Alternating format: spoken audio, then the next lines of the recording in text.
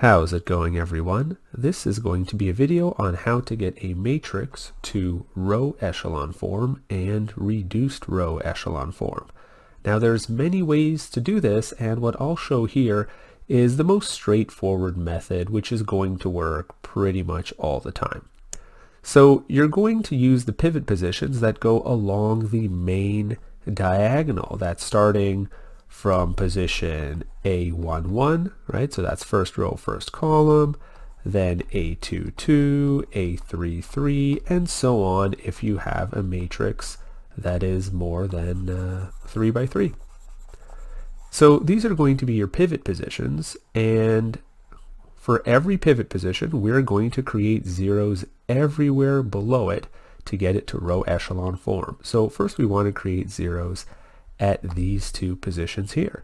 So we're going to do row 2 minus 2 row 1 to give us a 2 minus 2, and row 3 plus 3 row 1 to give us negative 3 plus 3. So let's do that. All right, 2 minus 2 is 0. 6 minus 2 times 2, that's 6 minus 4 is 2. Negative 2 minus 2 times negative 1, right? So that's going to be negative 2 minus negative 2, right? So that's actually going to be a 0 as well. And then we have 1 minus 2 times 3, right? So that's 1 minus 6, so that's going to be a negative 5.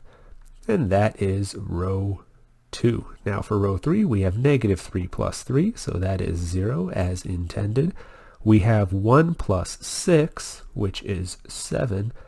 And then we have 2 plus negative 3, so that's 2 minus 3, which is negative 1.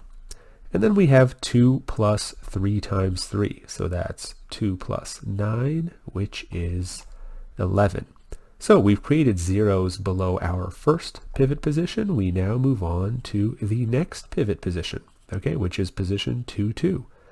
Now, sometimes your next pivot position might be a 0, right? So let's say this 2 happened to be a 0. Well, then you just move over to the next column and use that as your pivot position. In this case, we don't need to do that, right? Because the 2 is not a 0. So we just want to create zeros below it, which is just going to be this 7.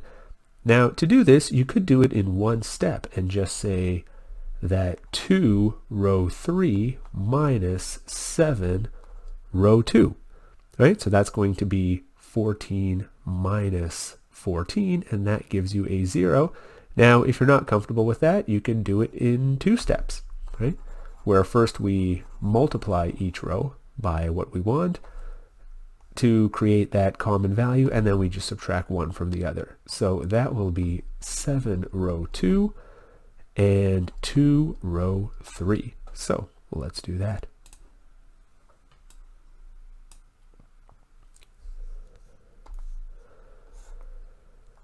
So we have the top is the same, and then everything in row 2 we multiply by 7, and everything in row 3 we multiply by 2. And then we do row 3 minus row 2.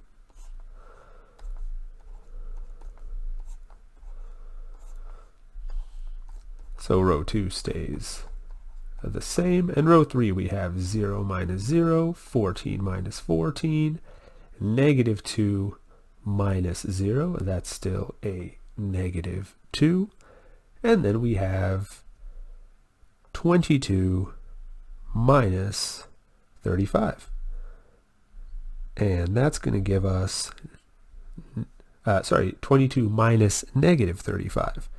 So that's actually going to be 22 plus 35, which gives us a 57. Okay, so now depending on who you're talking to, some textbooks, some professors will tell you, well, this is row echelon form, right? Others will tell you, well, no, not yet. You actually have to have ones everywhere as your leading value. So then we would have to do row 2 over 14 and row 3 over -2, and that would give us what looks like this.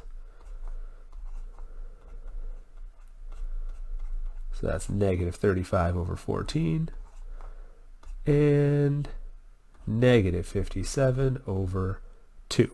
Right? So some will say, okay, once it's ones as all your leading positions, then that is row echelon form. So depending on what you're reading, who you're listening to, you might hear those two different definitions. But what if you want to bring it to reduced row echelon form? Well, reduced row echelon form, it's actually easier to keep working with it from this position here. And what you want to do is create zeros above every one of those main diagonals, except you're starting here and going that way, right? Like going backwards. So we already have a 0 right here, right? Where that -2 is our pivot position. And we want to create a 0 here.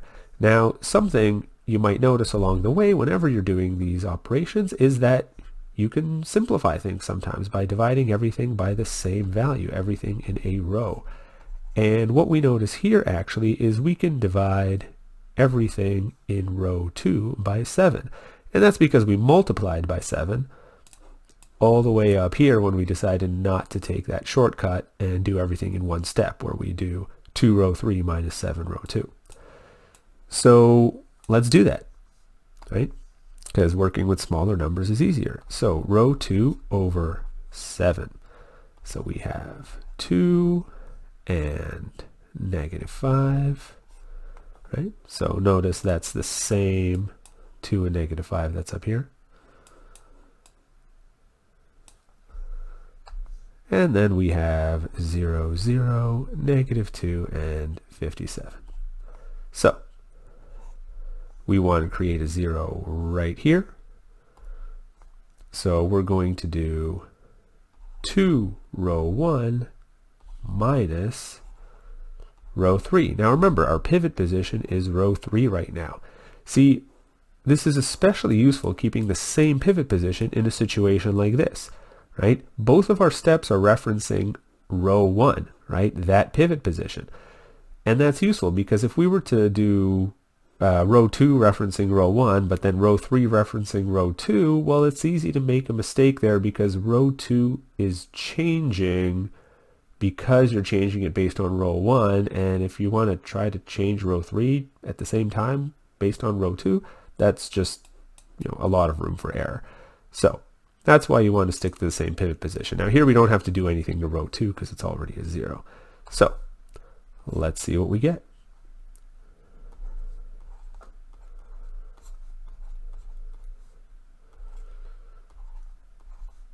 All right, so 2 row 1 minus row 3. Well, 2 minus 0 is 2.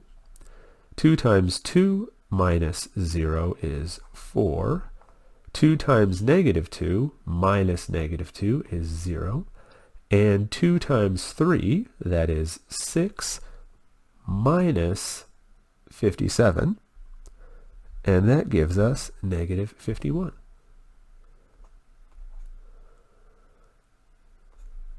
All right, so now our next pivot position is right here, and we want to create a 0 right there, right? So what's going to do that for us? Well, that is going to be row 1 minus 2 row 2, right? So that gives us 4 minus 4.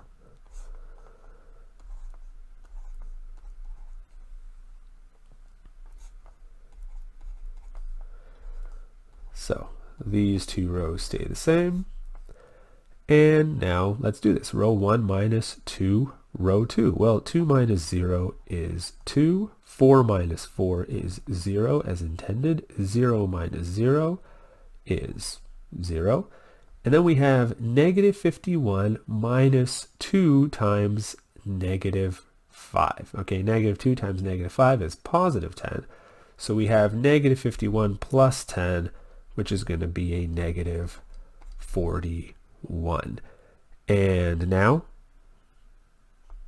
again, some textbooks, some professors will say, well, this is reduced row echelon form, and others will say, well, no, it has to be ones as all the leading values. So let's use that strict definition and make it all ones. Row 1 over 2, row 2 over 2, and row 3 over 2. So 1, 0, 0, negative 41 over 2, 0, 1, 0, negative 5 over 2, 0, 0, 1, negative 57. Oh, sorry, that's actually row 3 is divided by negative 2, right? So we're actually going to have, negative 57 over 2. And none of these fractions are reducible either. So there we go. We now have it in reduced row echelon form. So following that method, again, just moving first down along the main diagonal, creating everything below your pivot points, making it all zeros, and that'll get you to row echelon form, and then moving up along that main diagonal along the same leading values as your pivot points, making everything above those values a 0 to get it to reduced row echelon form. So I hope that helps, and until next time, enjoy.